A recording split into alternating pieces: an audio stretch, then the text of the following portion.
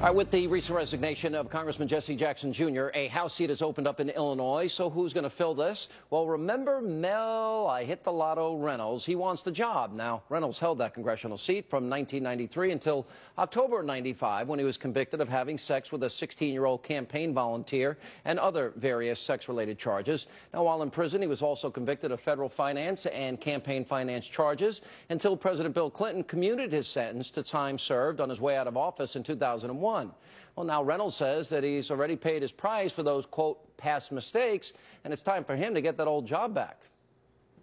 I made mistakes, but again, that was almost 20 years ago.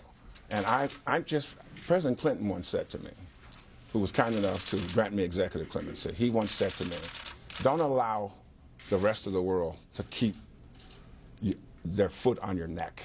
You have to go forward in life. You have to do things. I am not a 2, 3, 4, 5, 6-year sentence. Whatever you get shouldn't be a life sentence. Welcome to Chicago. Joining me now, Sirius XM Patriot host David Webb and Alexis McGill Johnson, executive director of the American Values Institute. There's a worst part of this story, because not only this girl, but when she said, oh, there's a Catholic schoolgirl, 15-year-old friend of mine, he goes, oh, that would join them, by the way, in the sexual escapade. Oh, did I hit the lotto? Now, where's the Democratic Party on, the people that were outraged over foot tapping with a senator in Idaho? Yeah, I mean, I'm glad you brought that up, right? Because we know that this bad behavior is not a partisan issue. Oh, what's worse, foot tapping or pedophilia? Well, when we talk about Mark Foley and we talk about David Vitter, both of them have they had the become same big experience. Scandals. But that said, the voters really need to make this decision. And to be honest, there is an incredible field of folks who are looking to go in that seat. Now, one Democrat that I see has spoken out against him. Not one. Well, and I think more people do need to be. I mean, but I'm sure the voters themselves will police it, because people don't take Mel Reynolds seriously. Decision, though, They're not going to take him seriously. Look at Chicago's 2nd District. Poverty rate, 22%, 20% unemployment rate. Education, only 21% of district residents actually earn a bachelor's. The national average is 28.5. Here's a guy that was a Rhodes Scholar, that was a basketball player in the European basketball leagues. He was known for liking the young girls, known for liking to play fast and loose. And why is this any surprise, though? Because here's another guy who's a member of the CDC, and let's look at the credentials of Alexis Hastings, an impeached federal judge. When you look at the fact that what we're dealing with is a culture problem, that Democrats accept that a guy that has sex with a minor, which is statutory rape, but a bigger issue, he was put in jail for misusing money meant for voter registration efforts. Do we want somebody making decisions when Congress spends the money who was convicted of fraud? No, the answer is no. But wait a minute. But there's a question here that we've got to have answered. Mark Foley, huge issue before an election. But an adult.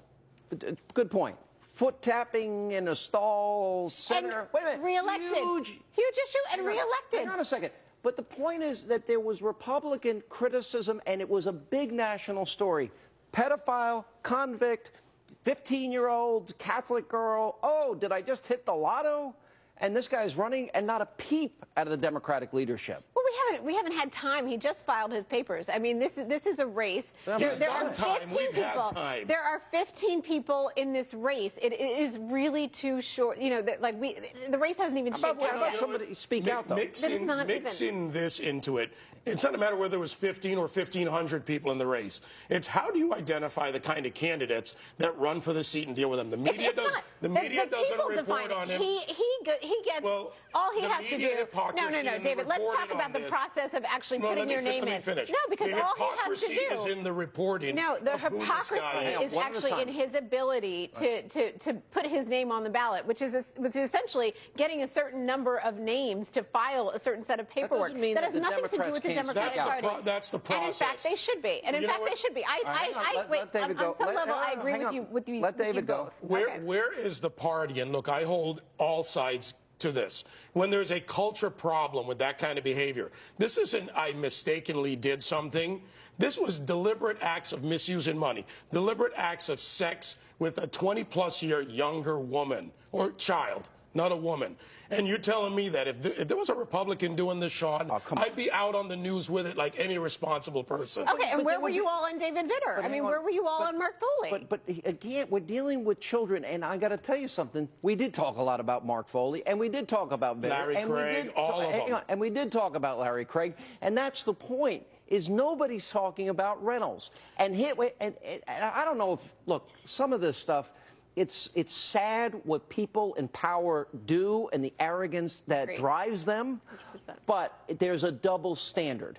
And that is, and I'm like, and it's driven by Democrats. Okay, no.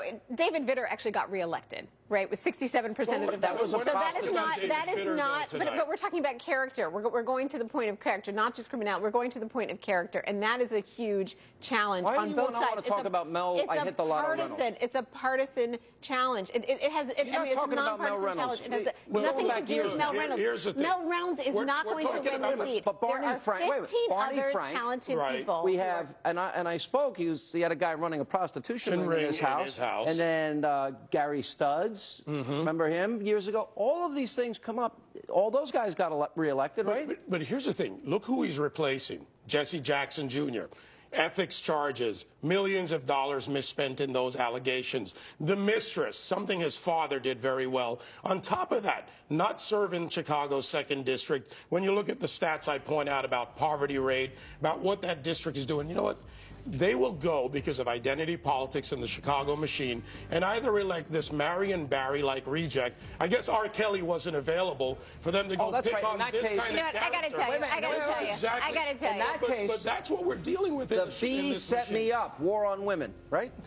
No, I think first of all we have to talk about the fact that, and actually I appreciate the fact that David is bringing up the real challenges in Chicago, because there are kids, and we've had this conversation a couple of times, right? There are kids who are in Chicago who are hungry and hopeless and who are fighting for their lives. And Jesse Jackson Jr. We need to send our prayers out to Jesse Jackson Jr. I don't care about prayers for him. He has a serious mental illness. Yeah, his mental illness came up after his bipolar, after his ethics. A prayer to his family around that. But I'm thankful that these issues are being on the table. You know, and Mel Reynolds is not going to win regardless. If Jesse Jackson was so great for his district over 9 terms, then why are those poverty rates like that? Great. All right, we got to go. Good to see you both.